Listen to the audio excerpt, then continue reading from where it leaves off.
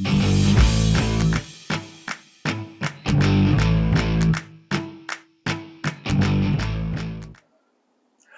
to the service clinic at Low Country Harley-Davidson. I'm Doc Harley. Today I'd like to talk about controlling your lifters.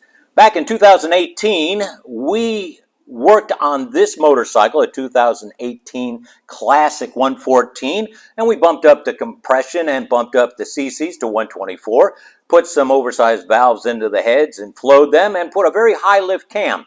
It's been a very strong motor for a long time, since 2018, but just lately, getting it ready for the new season, we had a little lifter noise. So we went to investigate, and we said it was from the front. So I took it apart, and sure enough, the lifters were showing some major wear right at the guide point. Both sides, but mostly on one side. This is the front intake, and this here is the exhaust.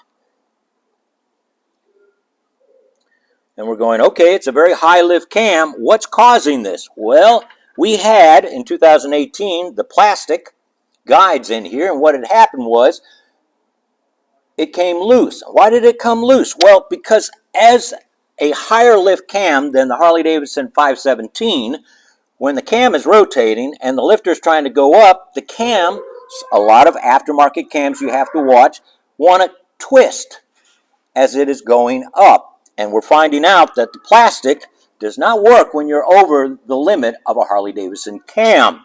So we've made the decision to go with the S&S metal guides on it. It's what we had in the shop. It's a very good product. The only thing that I suggest that you have is, let me put this microphone back on, is a 2/1000 feeler gauge. You have to have that, so you put it in one side while you're tightening it so it doesn't bind against the lifter, and that's the final test. After you torque the bolt down to 100 inch-pounds and you take out your feeler gauge, you rotate the motor to make sure that these freely go up and down. So I wanted to talk to you about, when is the decision to use these? Do you need to do them with a Harley-Davidson product?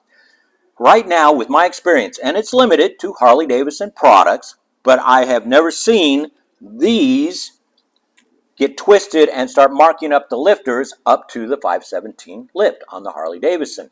I am getting into now aftermarket cams. Customers are wanting to push the limit on their Harley-Davidson, and now we're finding out that the plastic just will not cut it.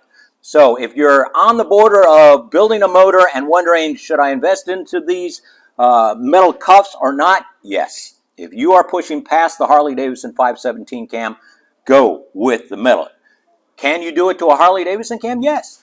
If you want that added insurance of having the metal, go for it. But I wanted to share with you what I have found working on these motorcycles, that when I went past the 517 lift of a Harley-Davidson cam and went to an aftermarket cam, they started twisting, and they can't be controlled by it. Now, we were lucky enough. I've had horror stories from other technicians of these breaking and melting because of they cannot control that. I mean, they're not really that sturdy. They're plastic, but they do the job.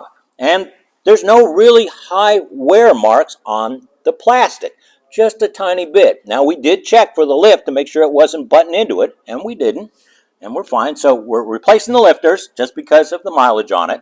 We're putting the S&S guides on so we can guide the lifters to a better performance.